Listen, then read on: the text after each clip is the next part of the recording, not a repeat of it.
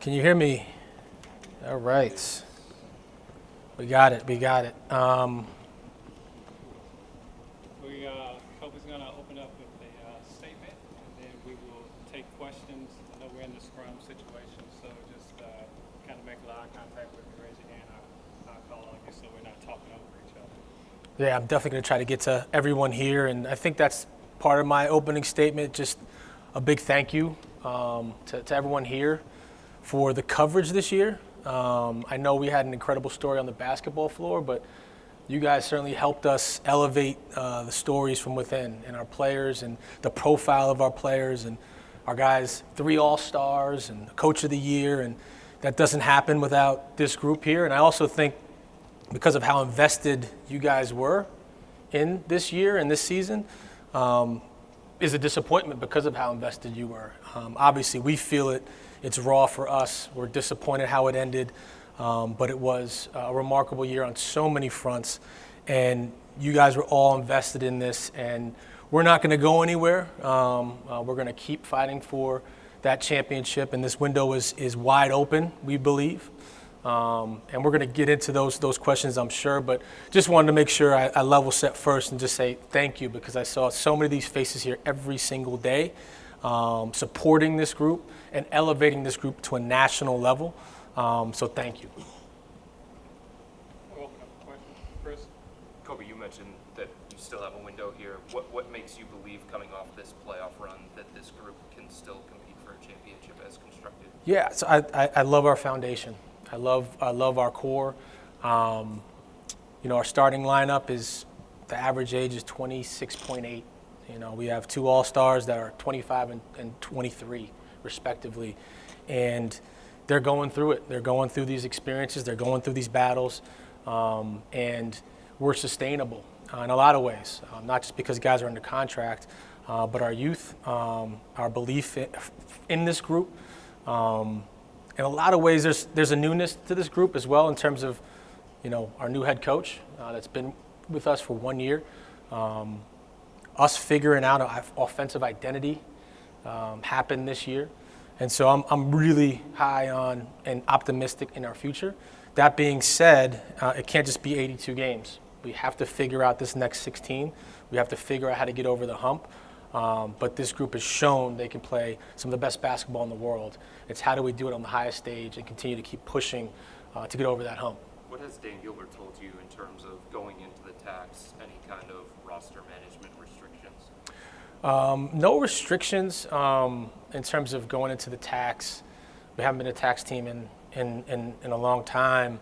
I think, with Dan and Grant and the Gilbert family, I think we take for granted how much they bring to the table, and not just the financial resources that they give us. I think what's been incredible in terms of this process, from rebuild to perennial playoffs to trying to get to that next level, is their patience, but their positivity, player engagement. It's been remarkable to work for the family, because even when I'm upset and going through it, they keep the process of how we're going to continue to get better. And the tax is just a part of that. That's just a part of that. It's just a part of that. And we're really fortunate to have Dan and his support, but his optimism, his positivity, fail fast, get up quick, that's all been ingrained into us, and that's been a part of this culture. And so we're fortunate. And yeah, we'll get into how deep we'll go into the tax. Obviously, the new CBA creates some challenges for us, but he's going to be unwavering in his support. Are you willing to be a tax team and a second apron team then? Yes, if we need to go there. Yeah. Speaking of the second apron, just from a roster building standpoint, how long is it palatable to be in that area financially? We don't know, because we haven't been there yet. I do know the good news is we've built and constructed this roster to take those kind of blows. It's one thing if you're still needing to add core pieces and you're in the second apron. It's one other thing if you didn't have the success you think you can have, and you're in the second apron. You have to kind of get out of that second apron to rebuild or reconstruct. We like where we are from a roster standpoint. We still feel like we have internal growth. Evan Mobley's 23 years old. If we don't think he's going to break through, we're nuts. He's going to break through at some point. He's 23 years old. This is his third playoffs. He's still figuring out this new high usage part of his game that came with Kenny this year. And so he's going to break through. That internal growth is something that we've always banked on, and we're going to continue to bank on. And so if we are a second apron team, we still know we have internal growth to get better. And so if we land there, we know we have the sustainability to retain our top talent. One of the things that a few guys mentioned at exit interviews with us was the team needing to be tougher moving forward. Is that something you think can be learned, or is that something that needs to be acquired from the outside? So that's an interesting question because I think there's a mental toughness that you have to get through going through these failures in the playoffs. I think people will speak to the physicality. It was a physical series against the Pacers, but watch every single series. They're all physical. They're all grabbing the hold. They're all pushing from afar. This was different because it wasn't like we were getting shoved around. We went into this playoff saying we want to win the possession battle, right? And we did that in large portion. We doubled the Pacers in offensive rebounding. So when you think about those intangible hustle stats, we had 70 offensive rebounds, they had 35. So this wasn't a just push around, we're not tough enough. Like, there's a mental toughness that we're going to have to get to that a lot of the Pacers had. A lot of the Pacers had that experience of, conference finals. Pascal Siakam was a champion, second best player on a championship team. You think of the years that Miles Turner has been through, all the playoffs he's been to. Now he's been to 2 conference finals. We haven't got there yet. And I think at the end of some of those games, taking out game 4, I think that's what we saw. They made those winning plays at the end. And as much as we won the possession battle and dominated the possession battle throughout the playoffs, that one foul line blackout in game 2, right? That's a level of focus and winning that we have to get to, and it's going to eat at us. It's going to haunt us. But I just want to be careful on the toughness piece. It's physical. Of course, it's physical. They picked us up 94 feet. They beat us up. Our point guard wasn't healthy. We couldn't handle that pressure a lot of the times. That's part of it. But if you want to talk about the toughness, intangible hustle stats, we actually won that battle.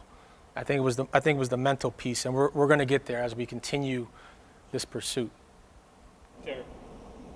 Koby, you Hey, Terry. mentioned, you won the possession battle, rebound, all those things Yeah. that we're into. Yes, Garland was obviously not close to 100%, but their pressure, you had trouble getting the ball off the floor. What was going on there? Why was it so difficult to get the kind of offensive stuff that we had? Yeah, and Terry, we actually had a pretty good offensive efficiency in the playoffs, even through that. But they picked up full. I do think, not having Darius there the first 2 games rattled us just from you want your point guard to be able to handle some of that pressure. Give them credit, though. You have Nembhard, you had Nesmith, you had TJ McConnell come off the bench applying pressure 94 feet, and it wore us down. And so those are the questions that we have to ask ourselves. Is this a performance piece? Is this an endurance piece? Do we get stronger in the weight room to combat that? But we were still able to get to our offense. At the end of the day, we won the possession battle. We won the offensive rebounding battle. We won the rebounding battle. We lost the shooting battle. And part of that was because they did wear us down. And I think that's a fair point and something that we need to go into. Just know that Kenny is in the office right now. He's not going to settle for this. This is not. Excuse me, does Yep. that say, okay, we need another ball handling guard? Because, amateur opinion, I would throw that, but still, they would, and Toronto's tie, he's backing the ball on the floor, and the clock's ticking, and your offense, Lenny Wilkins' favorite word was discombobulated, things like that. And they really good teams are going to take you out of your stuff, but we had some misfortune. And listen, to ask Ty to become a starting point guard in the conference semifinals, that's hard. That's a big ask. To ask Donovan to bring the ball up 94 feet and then create offense, that's a big ask. Not having your all-star point guard healthy was a big part of that, and that's Rick Carlisle is a Hall of Famer coach. He knows that. Like, let's pick up 94 feet. Let's pressure them. Let's not let them get into their stuff. And I think that was a big part of that. I don't think they're able to pressure you 94 feet every single time down if you have Darius there to navigate some of that stuff, to break the pressure, to get some open shots, some layups, some threes, to spray out. It would have been different, but we can't just point to that. We can't point to that. Roster-wise, it's a point towards just getting a guy simply a better ball handler. I'm not talking about. Well, I think that I'm saying, Terry, is not having your best ball handler was a big part of that. If we didn't have Darius, I would say, yeah, probably need to add another ball handler. But I also think like I said, there's a mental toughness piece that we need to go overcome as well. Joe.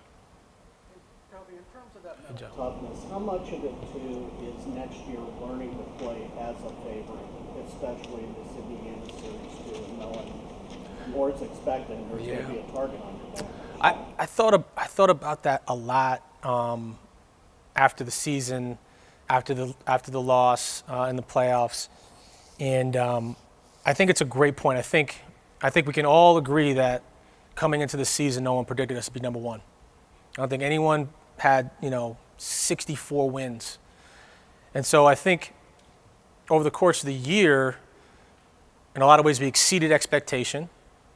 And because we were so good, we recreated the expectation of finals. I think everyone in here saw potential champions, which is a new space for us. That's a new space for us. We've said the word, we want to compete for it. Now we firmly believe we're in that space and what comes with that. And I think that's a great point, is like there's a newness, a freshness to, okay, now you're the number one team in the East. Your expectation is conference finals and potentially finals. And that's a newness for us that we have to, I would say fight through, but like that, there's a new expectation. We want to live in that space. And that's why everyone's so disappointed. You get to that final 8 teams, everyone's really good, and you're fighting on the margins, and you have this expectation. That's new for us. And I think going into this offseason, we're not going to go anywhere. This team is not getting any worse. I don't know if we have 64 wins left in us, but we certainly are going to compete for the best record again. And what does that mean going into the playoffs? I think that's a great point and something that I thought a lot about, because coming into this year, I don't think anyone had that expectation for us. We recreated the expectation, and now we have to live with that. And I think that's a space we want to live in, and take that into the playoffs next year, knowing we're going to have to change that narrative, knowing that we have to get over the hump. And then just in terms of big man and center depth, where do you feel like you are just after Jared? Do you feel like you got another big man? That's a good question. I think, having Evan Mobley next to Jared gives us a lot of relief because he can play a lot of the 5. This is a big offseason again for Evan. We're going to go as a franchise as Evan is going to go. And we've had that conversation with Evan. Kenny, and we joke about this, literally still unpacking his bags from France. When we hired him, he was competing for a gold medal with Team France. And so a big reason why we hired Kenny Atkinson was for the off-season program. We're going to be still rooted in player development. I think you see a lot of players get better. Wrapping his arms around Evan this offseason, getting Evan used to the usage that we portrayed this year is a big part of that. And Evan, can he play 3? Can he play 4? Can he play 5? In the playoffs, we need more. We need more than 13 field goal attempts a game, right? That's new. That's new for Evan. So there's another jump. And so to that point, like, Kenny's going to be able to implement his offseason program, which we're very excited about, and we're going to see some internal growth there. And we think we have one of the best big men in the game in Evan Mobley. Kim. After Game 5, I talked to Donovan, and he said that he was going to go to bat for his guys, and he would die for them. When I asked him if he still had that belief in that core 4, I know you have the internal belief. As these guys were leaving the building, what were you hearing from them in terms of this roster as is taking that next step? I think we were all disappointed. There's a hurt. It's still raw. It's hard for me to watch playoff basketball right now because I still think we should be playing. But these are the experiences that you have to go through to get to that next level. And it happens. I mean, Oklahoma City last year, number 1 team in the West, lost in the second round. And this year, they got over that hump, Game 7. And it's an incredible job by them sticking with it. You keep going down the list of Denver's core that they've kept together and finally breaking through for a championship. Took 7 years of the Celtics to break through and win a championship. This is year 3 for the core 4. And they've had incredible success, right? Playoff success needs to come next. But I think there's an internal belief because of what we proved this year during the regular season and what we're capable of to run it back and see what we can do. But it's not just running it back. It's another year of Kenny. It's another year of, look, we had the second best offensive rating in the history of the NBA this year as an offensive group. That's a new identity for us. And we kept and maintained our defensive identity at the same time. And so, there was a newness of freshness this year. I know this is year 3, but there's a newness of freshness that we're going to take into next year. Having failed again in the playoffs and knowing how much that's going to hurt. And we're going to get over the hump. This group is going to get over the hump. You mentioned Kenny's offseason program when he got here. I think there was an emphasis on the physicality and just the player development on the court. And you've been mentioning the intangible stuff that they can learn from this. Is there a way to foster that as an organization, the development of those intangibles, the experiences, the losing, and being able to take that mental toughness up to that next level? It just happened, right? It just happened. It just happened in round 2 of the Eastern Conference semifinals. Those are experiences that you can't teach. You have to go through them. And that has to eat at you, but it has to fuel you. And believe me, we're going to need more usage out of Evan in the playoffs next year. And so that's going to go into the off-season program. It's actually interesting, Terry probably should have used him more as a ball handler, right, to alleviate some of the guards. That's going to go into an off-season program. So we're not done with internal development. And again, like I said, I'm not counting out a 28-year-old Donovan Mitchell who showed the most efficient year of his career and is dying to get to that next level. I'm not counting out 25-year-old Darius Garland. I'm not counting out a 23-year-old Evan Mobley. This is where we're going to get better, and this is where we're going to lean into. But we have to go through these experiences, as tough as they are, fail quick and get up, lick our wounds, and move forward. So you were just Hey, talking Spencer. kind of about the offense being number 2 in the league and maintaining that defensive identity. Why do you think in this particular series against Indiana that offensive identity kind of went by the wayside? I think we had a level of misfortune, and I'm not like that. That's not an excuse because you got to give the Pacers a ton of credit. They had a great game plan. They have experience. They have a Hall of Fame coach, and they really shot it incredibly well. 50% from the field, 40% from 3, and we didn't match that skill set in terms of the shooting, which we did all year. We had a bad week and a half. I think we give them credit for being a conference finals team, which they were last year. I think we really do need to give the Pacers a little bit more credit. And when you get to that last 8 teams, everyone's really good. And it's on the margins where you get that win, that foul line blackout, right? Game 2 is going to haunt us. We're 1-1 going into Indiana. It's a different series. And we have to learn that. We have to learn that. We can't have a 8-second violation, right? You have to make sure we inbound the ball. We have to shove and push and get open, right? Those kind of things, right? We have to be able to do to win that game, to win that series. And so, it's interesting. Like we're scoring the ball pretty well. We were playing in the 110s and 120s a lot of those games. They just scored more. They outscored us. So we got to figure out, a few things. I think to me, there's going to be a mental toughness hurdle that we have to get over, and the Pacers did a remarkable job. And when you mentioned the Denvers and the Bostons and the OKC's keeping their core together and stuff like that, how is it difficult at all to not be reactionary when you have the same result 2 years in a row, just because it is a business where it is bottom line? Well, I'll say this. Last year, if we were going to be reactionary, it would have been last year after everything that was written about that group and all the rumors and all this and that, and we stood pat, and look what happened, right? I think the same thing now is you lean in even more to what we're building, the culture that we have here, the internal growth, the youth, the sustainability of that. I think there's a championship window that we have here that's wide open, and that's one that we're going to try to pursue next year and the year after and the year after, and so forth. So we're not done by any stretch, but I would say, like, if there was a time that that we were going to crumble, potentially would have been last year. Certainly not after what we've seen from this group this year. Is something where we're gonna break up a group that's been together 3 years and has accomplished what they've accomplished and is ready to take that next step. As disappointing as this ending was. Jeff. Hey, Koby.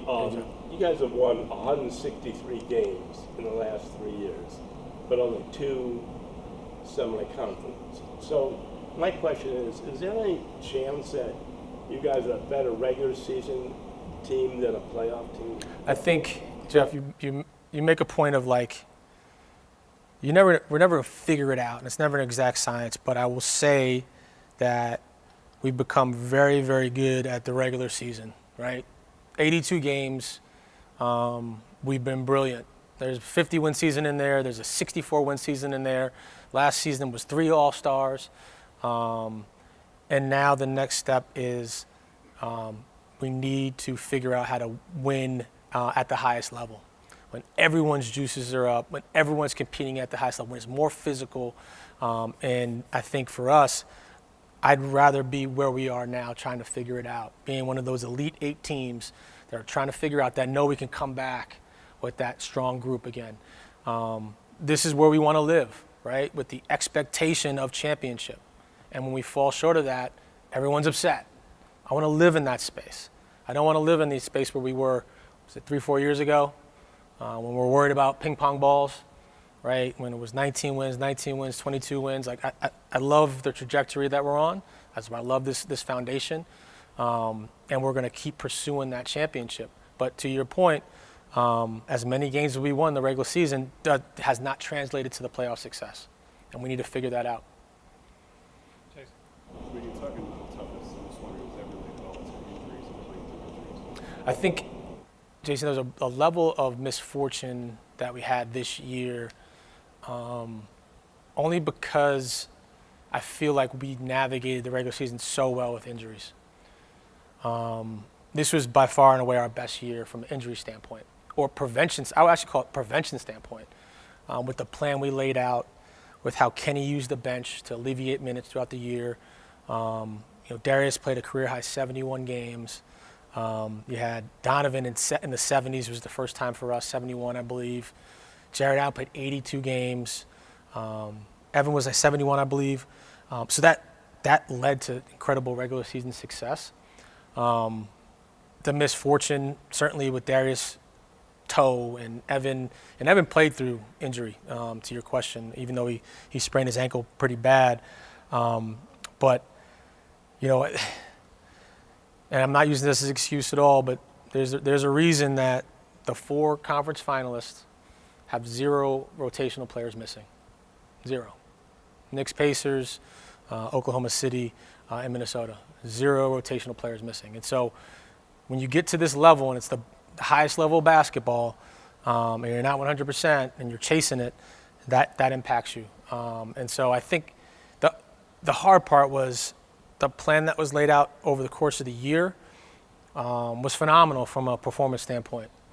The year before, we were limping into the playoffs. We didn't want that. We didn't want that. And so minutes come down. Let's elevate them at the end of the year. Let's have some ramp up, even though there's some time off in there. But let's be our best as we're heading into the playoffs. And we were in the first round. And I think there was some misfortune that we had, but we can't point to that. I think it's the intangible toughness when things get tight. How do you get that foul line rebound? How do you get the ball in? That's what I'm looking towards, because I think that's going to end up winning games and series, and you can't give away playoff games. You can't give away game 2. That's going to haunt us forever. And that last minute and a half, you can point to a few things where we needed to be tougher. And I think everyone would agree with that. Yes. Hey, Koby. You mentioned rewriting the narrative for next season. Donovan said that, look, they could go 82-0 next season, and it really isn't going to matter until April. A lot of people are already writing them off. How do you get them to kind of quiet that noise outside to just stay focused on the task at hand, knowing that the outcome has been the same the last 2 seasons? Yeah, I think that's actually what Jeff asked, right? Great regular season success. That's all they can do. And again, I'm just not going to write off Evan Mobley and say Evan's never going to make it. Like, second round, that's it. He's done. That second round, that's his peak. There's no chance. I'm not writing off Donovan Mitchell. But that's internal, right? That's internal. Externally, the narrative is going to be the narrative. People are going to write what they're going to write. We have to change that. That's on us. That's not on you guys. I don't need you to combat and say, well, they were the second best offense. Look, all the stuff they've done, 64 wins. Like, we have to change that narrative. And the only way to do that is win. If we won that Pacers series, there would be no questions about toughness and regular season team. And all. We have to live in that space. We have to own that space. And we have to create our own narrative. And have a great regular season because it's important. I still think having the number 1 seed was so important for us, and it's going to be important for us. So we still have to compete for that. But knowing once we get to the playoffs, unless we get over that hump, that is going to be the narrative that's attached to this team. There. You mentioned, about getting over that hump.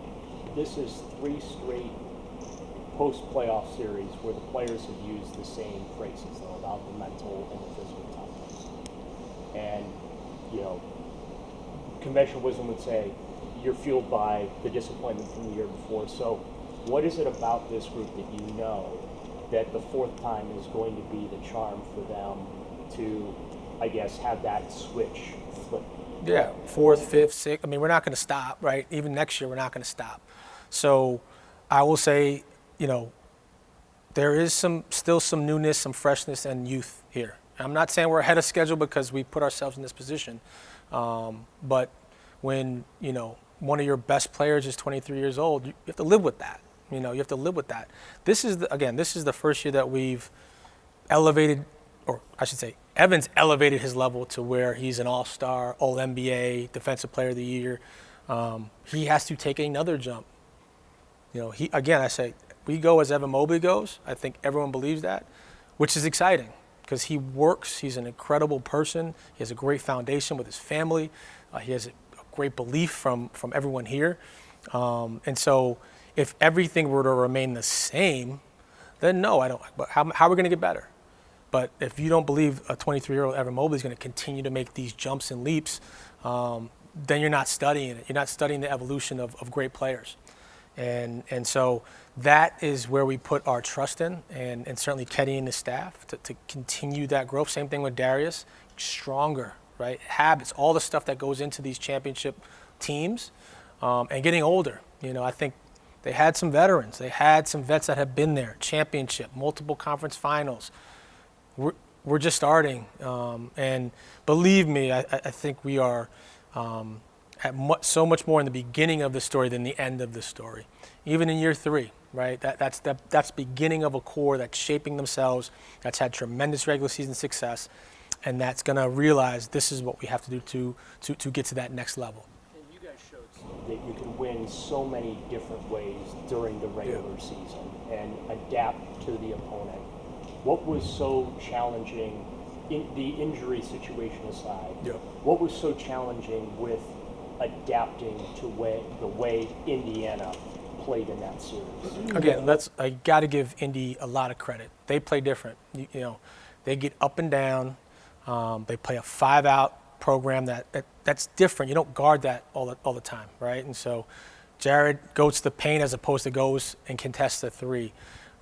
They shot incredibly well, but they have guys that have been there.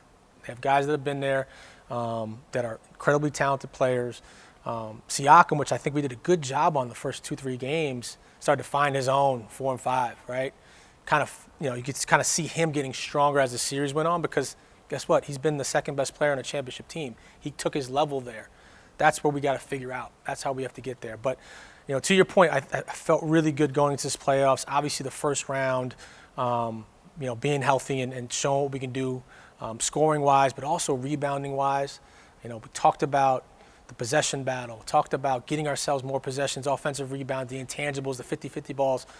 A lot of that stuff we did really well. There's positives to be taken from that. But did they jump on us? Did they pick us up full? That gave us some issues, and we need to learn from that. And we're going to take deep dives into that. But I do think that we do need to give Rick Carlisle and his group some credit. They were really good.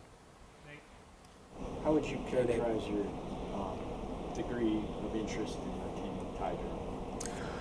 Am I allowed to? We'd love to keep. I mean, listen, we're hopeful. I would say that I got to be careful because he's going to be an unrestricted free agent, and he is ours, so we can talk about Ty in that vein. Part of Kenny's system, which is, again, we're always going to be rooted in player development, which is great. And so when guys find that confidence in this system, their value gets driven up, right? Same thing with Sam Merrill. You want to call these guys end of bench players before that have become real rotational players and valuable within the ecosystem, not just us. And so I think the good news is, those guys are going to do really, really well for themselves. And the good news is also is that we know because of our program, we're going to be able to continue to develop our end of bench guys to become rotational guys. That's going to be part of our evolution, and also how we navigate some stiff penalty taxes. We have to continue to develop from within. And those two stories are incredible success stories from development programs and putting them in a position to be successful. And so, yes, we'd love to keep Ty, but we'll see what the marketplace holds. And Jared Allen, obviously, last year was so weird because he missed them to the playoffs with the rib. This year he comes back and he plays in every game. Every game. The last two games, the rebounding wasn't there for him, and he talked about that. How do you assess his fit with the rest of the core four in the playoff environment, and kind of given all the steps that you've seen him make and the way it ended against Indiana? Yeah, I think Jared's the easy target, right? Let's point to Jared in Game 5.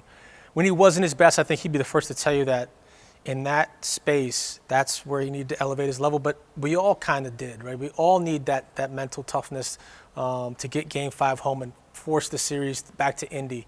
But you have to have some toughness to play 82 games and play every single playoff game. He played 91 games for the season, and I think he'll tell you, like, Game 5, like, how do we all turn that screw to be even more hyper focused and better. And certainly, rebounding is part of his job. We're not denying that. Game 4, we kind of throw out. He just got absolutely obliterated. That's a different story. But Jared remains incredibly important to us, and we're not a 64 1 seed without him. And I think this is part of his story. It's interesting. I thought about this too. Talk about Jared. Nobody talks about Miles Turner like they used to, right? Remember Miles Turner? How many times he was in trade rumors, and do they re-sign him? And I don't think guys remember, we played them the first iteration when we were the title contenders years ago. We played against Miles Turner, and that Indiana Pacers team went to 5 straight first round playoffs and lost. And all of do we re-sign him? Do we trade him? And now Miles Turner is an intricate part to what the Pacers are doing. 2 conference finals. They're not who they are without Miles Turner. And so, again, like, we got to take caution before we say, well, we'll be better out without Jared or find something better. Miles Turner is an incredible example of how you stick with a guy, and they've reaped the benefits of that. And he went through way worse than Jared in terms of the public trade rumors and not resigning. And now, Turner's a huge part of their success. And so we got to be careful. Like, Jared was a former All-Star, played 82 games. You're not going to get much better if you're talking about, moving away from Jared. Jared's an important part of this core. Jacob, Yep. how do you balance the patience that you're preaching with the weight on these young guys with the urgency to win a championship? There's always going to be urgency. There's always going to be urgency. I think you see, we've seen great growth, and it started, from 22 wins to 44 wins, and seeing that of, you saw Evan as a rookie, Darius take a big step, and Jared take a big step, and then we go out and get Donovan Mitchell, and that sort of jump starts your championship trajectory. And now we firmly believe in that group of players. They've actually answered a lot of questions in terms of can they fit together. And now it's time to really take off. And like I said, I want to live in this space where you're asking that question. How do you have the patience? Yeah, we have patience because we keep knocking on that door. I want to be in that space where we're the final 8 teams, we're the final 4 teams, and if we don't get it done, there's a level of disappointment and frustration, and how do we come back and go after this thing again? That's the space we want to live in. But I also will say, the patience comes from up top, from Dan. Like I said before, we all, talk about the resources, and the best example is I want to, at some point, when you're downtown by Tower City, go by Huron Road and just take a peek over and look down the river. We're like 2 months away from topping out of the most massive practice facility complex in the world. Like, that is doubling, tripling down on culture, player experience, engagement, all of it. It's growing rapidly. It's incredible what's going on down there. And that just shows you the strength, resilience, and we're not going to stop. That's going to be the same question 5 years from now, just because that's how we're thinking. And we have the talent to do it, we have the youth to do it, so this is going to be a long runway, and so it's almost part of it to have that patience. But you can have that patience if you have the talent that we have, the guys under contract that we have, and the ownership that we have. I think the second apron makes it a little harder. Yeah, the league did that to us. It's unfortunate. Actually, I don't know if it's intended for small markets, but it's hitting the small markets worse than the teams that were so extraordinarily into the tax. It was to take them down a notch. But no, finish your question. It's part of it, and we have to figure out how to navigate it. But we'll figure it out. We'll figure it out. The one thing it does allow you to do is retain your best talent. You got to make some tough decisions, and it puts downward pressure on the roster. But we get to retain our best players, and that was the hard part. That was the heavy lift from, the 19-22 wins that we had for 3 years. The heavy lift was how do we get the best talent? And now we know we have that in-house. Now we have to refine it, right? We have to get better in terms of playoff situations. How do we win on the margins? All this stuff. How do we get stronger? How are we working on our diet, our sleep, all this stuff that goes into winning. The heavy lift was getting the talent here. And even with some really stringent rules put in place, we can keep our top talent. Koby, Yep. two things that revolve around Darwin. Number one, are you concerned about his durability? And then secondly, the smaller backcourt. Yep. So I think, one, we can dispel that Darius and Donovan can't play together. That can be thrown out in terms of their success that they had together this year. 2 All-Stars, All-Star backcourt is pretty phenomenal. Darius's durability, he played a career high this year in games, at 71 games. But I do think there's a level that he can get to that he hasn't tapped into yet. And it's a conversation we've had with Darius. He's so gifted. He's so talented. He's so skilled. Like I said, he helped regenerate the excitement in Cleveland basketball. Like, he deserves a lot of credit for making this place fun to play again. His next step is going to be, how do I get stronger, right? Well, this one was difficult. I think the last 2 years have been difficult. Like, he lost 15 pounds from, and you can make all these excuses. I think this is I'm talking about for him the next level. Take away the jaw injury aside, take away the fact that, he jammed his toe and really was playing on 9 toes. Throw that out, right? He needs to get stronger, right? So he can compete at the highest level, right? He needs to get stronger so he can compete at the highest level. It's the same thing that with Stephen Curry when we picked on Steph. Now, Steph's all world, not making the comparison. But Steph got so strong over his maturation of his years. He's a different physical specimen, Stephen Curry, than he was when we first started playing him. It's the same thing that has to happen with Darius. And so that's a durability question, but it's more, how does he get physically stronger? How does he get mentally stronger? And he's still 25, so he's young, but there's a level that he has to get to from a body standpoint, and that's on all of us. That's on all of us. The two small guards, you talked about regular season success, but how about in the playoffs? Does that change? If you see anything there? No, I wish we had the healthy backcourt against Indiana, but this is who we are. We supplement what you would call the small backcourt with tremendous size and length. Adding DeAndre Hunter was a huge piece to that. I also am excited about having DeAndre for a full training camp and how do we implement him. And there's a lot more there from DeAndre that we haven't tapped into yet, even from an offensive standpoint. So I think that we have enough there to be. Look, we were fourth in the playoffs defensively. So we actually took a step up in terms of the defense, because that would be what you point out to, right? We dropped defensively because we don't have the height from the guard's perspective. We actually ramped up defensively. And so we have the personnel around to absorb that. To me, we have to get over that hump, and it's not one thing you could just point to. There's several things, and we're doing a dive on that, and we got to improve. You covered Hey. everything, Koby, but just real quick, I was curious, what's your timeline for rebounding? Even us, we're just covering, but there is an emotional investment piece. You can empathize with how fans feel and just how you guys feel. Yeah. What's that timeline typically for you look like to really digest and feel like you can rebound? And then do you have a pulse on how players react too? Or is that just something you entrust to Penny in the offseason program? Oh, man, that's a great question. I don't know if you fully recover until you start playing basketball again. And that's part of it.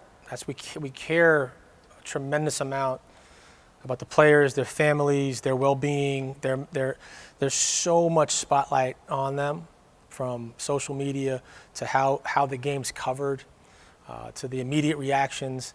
That takes its toll. It really does on these guys, especially now. And you can't have it all right now. You just can't. And so this is part of our story. It's part of our experience. For me, I'm still raw. It's still emotional. It's still disappointed. It's hard to put on that basketball game because everyone saw the level of basketball we were playing this year. Some of the best basketball in the world. And so can we get to those heights in the playoffs? And that's the question that's going to linger in our heads and in our hearts all off season.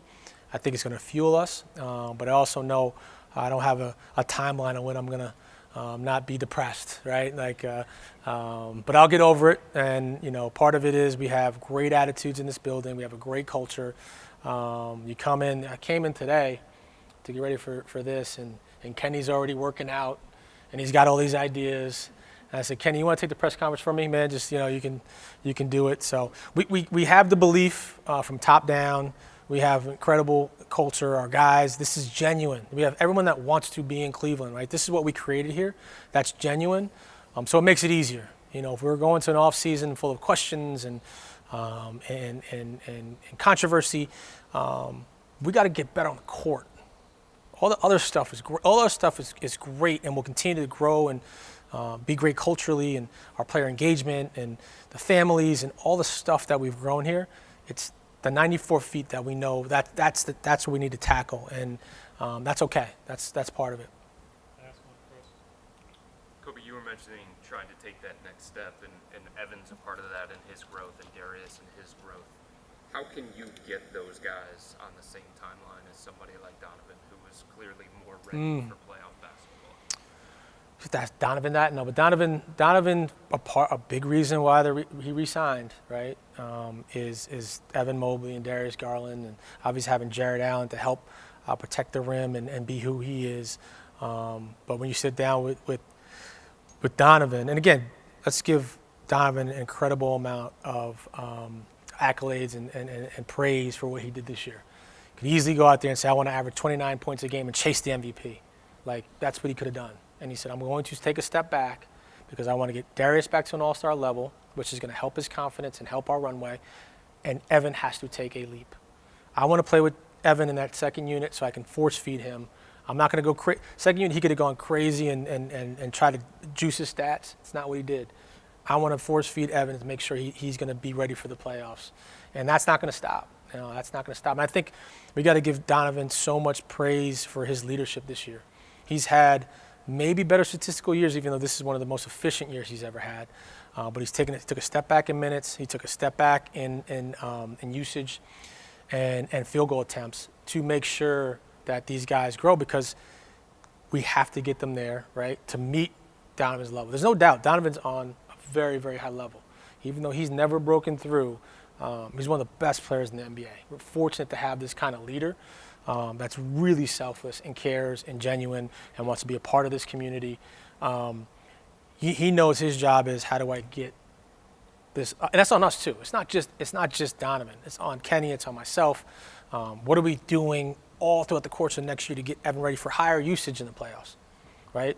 But let's give Donovan a lot of credit on that question, because he made a deliberate decision to resign here, knowing, and they had a lot of other options. It was well documented, but like Evan's 22, 23. We have to wait this out, because when he hits, we're going to hit. And listen, this year was new because Evan did hit. And so there's a lot of newness to that. And now we have to take that into the next year and really build on that. And that gives us, like I said, this championship window that we believe we're going to pursue this thing again next year and the year after and the year after, because Evan's going to continue to do this. And I think Donovan saw that. And then last year you had some ambiguity with Jarrett's injury, and then this year with Darius as well. Do you feel like there's anything that you guys have to do differently from an organizational standpoint in terms of injury designation, classification, so that some of these things don't continue to happen to your guys? What do you mean classification, designation? Just in terms of how you classify the injury day to day, questionable versus doubtful, things like that, so it doesn't raise questions to everybody about what's going on with these particular Yeah, I think the bigger question is how do we, because that's just a myth. That's again protecting our own and making sure that we give ourselves a chance to win versus designation. I think the question is, how are we healthy in the playoffs? That's more of a bigger question, and nobody has a crystal ball to that. We need to figure out. We figured out how to be healthy heading into that playoffs this year. Donovan wasn't playing on one leg. He was playing some of the best basketball headed into the playoffs. How do we, like I said, the Final Four teams have 0 players missing from their rotation. We need to figure that out, because on the margins, we can't have all-stars being out or half healthy or whatever the case may be. Hear you on the designation stuff. There's a way bigger question there that we got to figure out. I think largely we figure it out for the regular season. It's the playoffs that we need to be healthy, stronger, and mentally tough. Okay, that's going to wrap for Koby. Thank you, guys. Thank you, guys. TV stations that want to do a stand up on the court, you can. If not, thanks for coming out. Thank you, guys. Who do you like next?